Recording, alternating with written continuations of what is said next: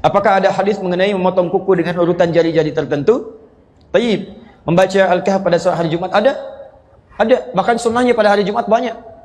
Ada sunnah membersihkan diri. Untuk laki-laki misalnya tipiskan kumis, cukur kumis, rapikan jenggotnya, kemudian mandi, ya seperti halnya mandi janabah. Setelah itu dia potong kukunya, terus memperbanyak baca surah Al-Kahf, memperbanyak salawat pada Nabi sallallahu alaihi wasallam. Sunnah hari Jumat.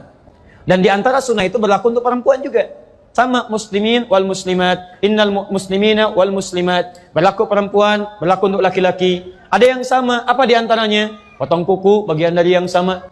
Baca Al-Kahf, bagian dari yang sama. Jelas ya? Dan apa sunnahnya? Mulai dengan yang kanan. Jadi mulai dengan yang kanan, potong yang kanan. Setelah yang kanan selesai, pindah ke kirinya. Ya, dari tangan kemudian pindah ke kaki. Ya, kepala, pundak, lutut, kaki. Yang dimaksud membaca surat Al-Kahf, membaca itu punya dua makna di bahasa Arab. Satu sekedar baca, kedua dipahami.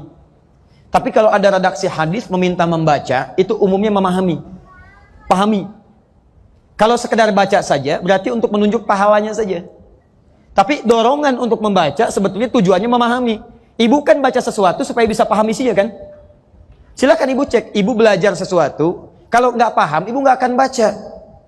Ya ibu itu membaca supaya paham isinya. Memang cuma Quran yang unik. Quran itu unik. Kebanyakan yang baca itu umumnya tidak paham yang dibaca. Tapi jangan salah orientasi. Baca itu untuk paham. Kalau ibu sekedar baca, pahalanya banyak. Satu hurufnya itu 10 kebaikan. Dalilnya At-Tirmidzi nomor hadis 2910.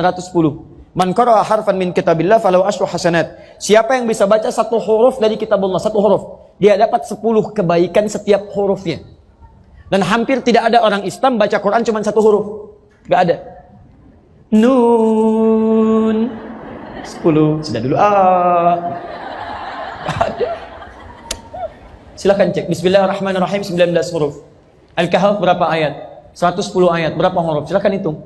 Jadi kalau ibu sampai Jumat ini merasa banyak pahalanya, silahkan kalau nggak mau baca Quran. Tapi kalau ibu merasa banyak dosanya, ayo setidaknya banyak-banyak baca Quran. Mudah-mudahan tertutup dengan itu, dengan pahala-pahala kemuliaan. Ayo, siapa yang tidak punya dosa, boleh angkat tangan? Boleh, silakan. Yang sedikit? Yang banyak? Udah saking banyaknya nggak bisa ngangkat kan? Ya sama dengan saya, kalau merasa banyak dosanya, belum siap surganya, perbanyak amalan. Cari amalan cerdas. Apa amalan cerdas itu? Satu, amalan yang pahalanya bisa mengalir sampai kita meninggal dunia. Disebut dengan sedekah jariyah. Ibu punya uang 50.000, bagaimana caranya 50.000 awet sampai ke akhirat? Caranya, misal, cari amalan cerdas, belikan mushaf, kasih ke penghafal Quran. Begitu dia bacakan, setiap dia baca, ibu dapat pahalanya. Amalan cerdas kedua, cari yang amalan ketika dikerjakan, pahala lebih banyak dari biasanya.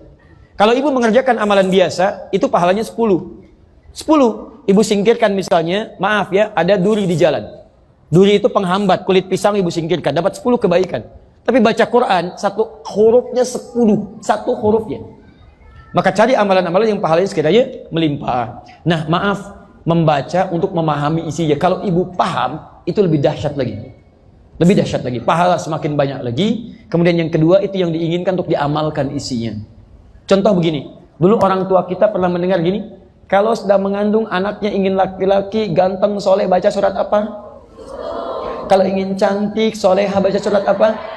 Silahkan baca sampai kiamat kurang 2 hari gak akan kejadian. Karena yang dimaksud baca di situ maksudnya gini, kalau ibu misalnya menginginkan anaknya terlahir laki-laki, soleh baik, terserah Allah mau lahir laki-laki atau perempuan. Ibu baca surat Yusuf, baca itu pahami isinya. Karena di surat itu ada kisah lengkap bagaimana orang tua mendidik anaknya sampai dewasa. Karirnya bagus, dengan teman-temannya bagus. Nah, saat anaknya lahir, begitu keluar lahir laki-laki misalnya, praktekkan makna ayat tadi. Praktekkan suratnya dalam pendidikan. Bukan cuma dibaca, keluar anak tidak dididik. Gak akan jadi. Silahkan buktikan. Sampai kiamat kurang 2 hari gak akan kejadian.